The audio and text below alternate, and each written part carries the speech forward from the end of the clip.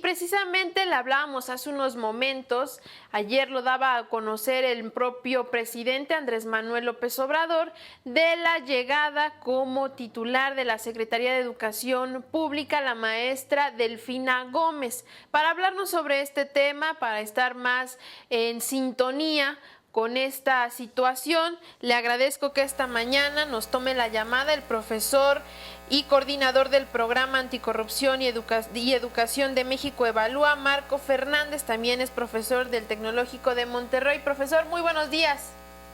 Hola, muy buenos días, Clarice. Pues, ¿cómo debemos tomar esta llegada de la nueva titular, profesor, la maestra Delfina Gómez, en este contexto, pues, de que son 2 años de gobierno del presidente Andrés Manuel, se hace este cambio y, bueno, pues los retos también a los que se va a enfrentar? Pues creo que con mucha expectativa. Me parece que, por un lado, cuando uno observa las credenciales en términos de su formación como normalista, como egresada de la Pedagógica Nacional, con estudios de maestría relacionados al tema educativo y varios años al frente de las aulas en el sistema educativo público, pues uno puede sin duda reconocer que tiene experiencia sobre la materia, y en ese sentido esperaríamos que dicha experiencia le sirva para poder canalizar políticas públicas adecuadas que contengan pues los efectos negativos muy preocupantes, no solo de aprendizaje, sino también de afectaciones emocionales, de números cada vez realmente dramáticos de abandono escolar, e incluso con una perspectiva de género donde hay evidencia que sugiere que lamentablemente son las niñas y jovencitas quienes están siendo más afectadas por el tsunami educativo que ha traído esta pandemia. Sin embargo, también hay que señalar dentro de la biografía de la maestra Delfina que, por ejemplo, hace unos años, cuando aspiró a ser candidata a la gubernatura del Estado de México, quienes fueron figuras importantes tratando de movilizar el voto a favor de ella, fueron personajes pues cuestionables sobre la influencia del sistema educativo, precisamente el señor Rafael Ochoa, el ex líder del CENTE, y también Fernando González, el famoso yerno de la maestra Elbester Gordillo. Y en ese sentido, uno pues observa estos antecedentes de la biografía política de la maestra Delfina, y de manera inevitable la pregunta es ver si en estos días y en las próximas semanas, cuando ella vaya conformando su equipo de trabajo, veremos si personajes cercanos a Rafael Ochoa y a Fernando González arriban a la Secretaría de Educación Pública. De ser ese el caso, entonces sí son muy malas noticias para el sistema educativo con todo y la experiencia, porque personajes de esta naturaleza han visto en el pasado la educación como un sistema de botín clientelar con profundos actos de corrupción, que esperemos precisamente con esos antecedentes la maestra entienda, porque pues ella ha estado en el sistema educativo, lo que es nocivo de esa herencia de muchos años de corporativismo que tanto daño le han hecho no solamente a los buenos maestros, sino fundamentalmente a lo que pueden aprender los estudiantes de nuestro sistema educativo en el país. Maestro, preguntarle porque pues precisamente se ha cuestionado mucho en los perfiles que pues titulares de varias secretarías tienen cuando son nombrados. En este contexto, la maestra sí está cubriendo ese perfil y o no será pues el pago político que tenía que dar el presidente? Bueno, me parece que sin duda alguna hay una cercanía política entre la nueva titular de la Secretaría de Educación Pública y el presidente de la República. Ojalá que esa cercanía le sirva a la maestra Delfina para que tenga buena mano izquierda y convenza al señor presidente de dar marcha atrás a los recortes tan dolorosos al presupuesto, al sistema educativo, cuando más oxígeno requiere para poder enfrentar las afectaciones educativas. Estamos con pendientes preocupantes, como por ejemplo serias limitaciones que tiene todavía el programa Aprende en Casa, a pesar de los esfuerzos que se han hecho para tratar de mejorar los programas que se transmiten por televisión. Uno de los talones de Aquiles del programa básico tiene que ver que no se fomenta el contacto continuo entre los docentes y los alumnos. Eso limita, por un lado, sustantivamente lo que los chicos, las chicas pueden aprender de solo estar viendo las lecciones por televisión, porque no tienen retroalimentación, porque no tienen con quién poder preguntar dudas, etcétera. Y cuando uno empieza a observar no solamente los efectos negativos que eso tiene sobre el aprendizaje, sino que muchos chicos, al estar viendo que no aprenden o desesperarse, que no ven mucho progreso y no tener información vital de la importancia de la educación, tiran la toalla. Y al tirar la toalla, eso es una tragedia para su futuro y para el futuro de la sociedad, porque números más altos de abandono escolar son pésimas noticias. Entonces, yo quisiera pensar que justo tanto por el perfil de la experiencia en el sistema educativo como por la cercanía política que tiene la maestra Delfina, pueda convencer al presidente que si realmente los pobres son su prioridad, como él dice, no puede estar recortando los recursos para programas que son vitales precisamente para contener las afectaciones educativas derivadas de la pandemia y lograr que la educación sea uno de los instrumentos más eficaces en nuestro país para poder ir disminuyendo la pobreza que tanto daño le hace a la sociedad. Profesor, ya algo mencionaba hace unos momentos los retos a los que se va a enfrentar, como bien lo acaba de anunciar, el problema de la deserción escolar, el problema de esta nueva forma de educación muy complicada y bueno, derivado de esta situación de la pandemia, que es la educación a distancia. Pero ¿cuáles van a ser los otros retos a los que se va a enfrentar la nueva secretaria de Educación a corto y largo plazo, obviamente? Pues a corto plazo tiene que observar, estamos a la mitad del ciclo escolar y por un lado necesitamos realmente políticas concretas de ver cómo vamos a hacer en los estados, por ejemplo, que tienen verde, el semáforo epidemiológico en verde, ver de qué manera vamos a empezar a abrir de manera paulatina, escalonada, pero urgente, las clases presenciales. En Campeche, por ejemplo, llevamos más de 2 meses con semáforo verde y no se ha movido un solo dedo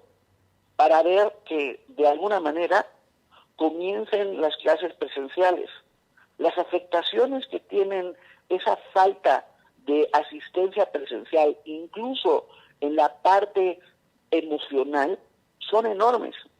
La Secretaría anunció hace algunas semanas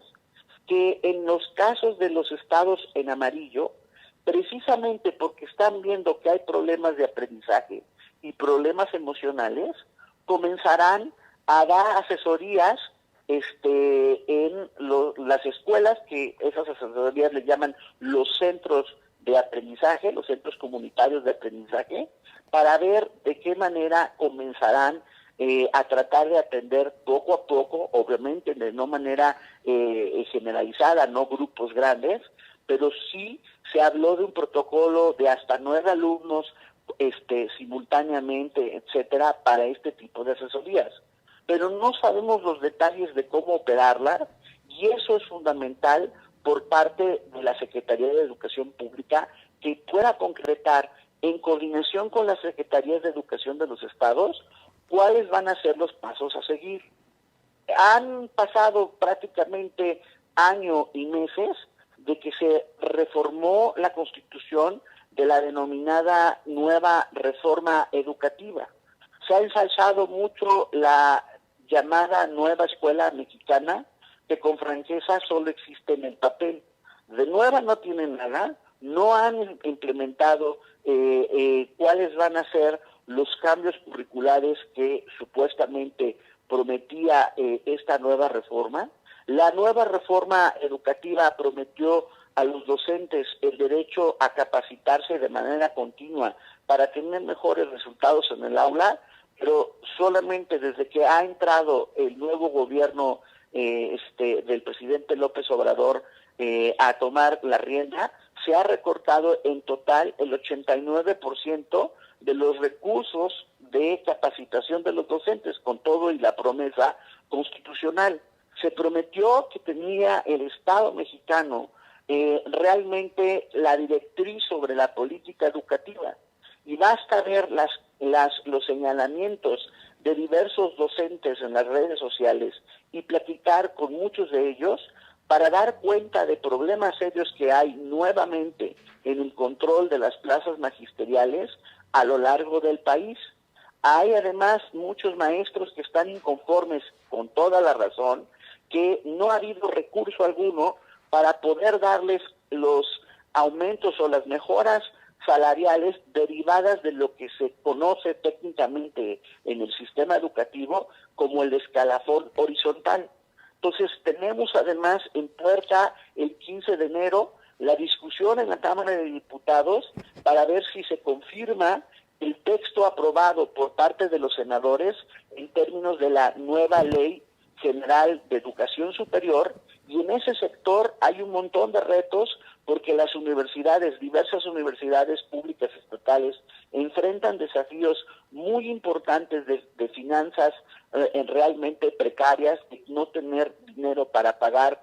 onerosos sistemas de pensiones, etcétera. Entonces sí tenemos un montón de retos. En la educación media superior, por ejemplo, pues estamos a la mitad del ciclo escolar y realmente la subsecretaría en este nivel educativo ha sido omisa para poder establecer una estrategia realmente de aprendizajes comunes en los distintos subsistemas de educación media superior que haga factible la continuidad de los estudios en estos momentos de que se tiene que estar estudiando a la distancia, y muchos subsistemas están reportando con preocupación altos niveles de abandono escolar. Entonces sí son un montón de pendientes que tiene enfrente la nueva titular de la Secretaría de Educación Pública. No va a haber tiempo para estar aprendiendo o perdiéndolo en guías políticas, y por eso es tan importante tomar en una fotografía amplia sobre quiénes son los personajes que llegan con ella, porque estos problemas necesitan capacidad tanto de conocimiento educativo como también capacidad política. Pero hay de la política buena y de la política mala. Y cuando yo refería a personajes como Ochoa o Fernando González, sabemos que en la época, por ejemplo, del tan criticado precisamente presidente Calderón, y que este gobierno dice, no vamos a hacer políticas similares a las que se observaron en el pasado, pues no hacer políticas similares es no ceder a la colonización del sistema educativo, abriéndole la puerta de nuevo a este tipo de personajes en el sistema educativo. Pues ya estaremos viendo, profesor Marco Fernández, cómo se desarrolla y cómo pues va tomando las riendas y resolviendo estos problemas que nos acaba de mencionar la profesora Delfina Gómez, y por supuesto estaremos tratando de platicar con usted más adelante. Antes de finalizar, así como le hacen los maestros, los profesores, como evaluación de examen, ¿cómo cerramos este 2020? ¿Pasamos? ¿Reprobamos? ¿Vamos pasando ahí de panzazo? ¿Cómo lo calificaría usted, profesor, brevemente? Pues con toda franqueza, si yo tuviera que dar una calificación, ya siendo muy, muy, muy generoso, daría un 6.5. Sí. Porque la verdad es que, o sea, sí puedo reconocer que se han tratado de mejorar los programas, por ejemplo, de televisión de Aprende en Casa, pero es la hora que no se logró el tan prometido acuerdo, por ejemplo, con los operadores del celular para dar datos gratuitos para el contacto entre docentes y alumnos, como sí se logró ese tipo de acuerdos en Colombia, en Argentina, en Chile, en Uruguay. Entonces, uno no observa, por ejemplo, que se haya estado dando mantenimiento a miles de escuelas en el país. Cuando queramos reabrir, va a ser una labor titánica porque muchas escuelas están vandalizadas y con problemas serios de infraestructura. Tenemos escuelas de tiempo completo que se les recortó sustantivamente los recursos y durante estos meses que han estado cerradas no hubo en la mayor parte de los estados programas para continuar los alimentos que se estaban dando en este tipo de planteles y en donde muchas de las familias de menos ingresos, justo sus hijos reciben los primeros alimentos a través de estas escuelas de tiempo completo. Tenemos un problema serio, como decía, de abandono escolar y no se ve ninguna medida que esté muy focalizada para tratar de contener este problema. Es la hora que no tienen una propuesta de una evaluación diagnóstica para ver dónde están parados los alumnos de este país y establecer una estrategia de la mano de los docentes para ir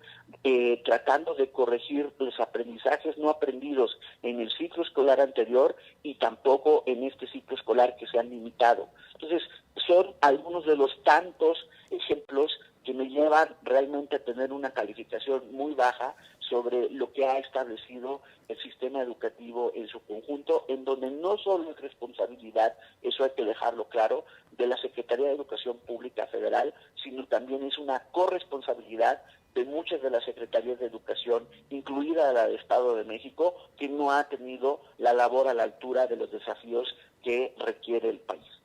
Bueno, profesor,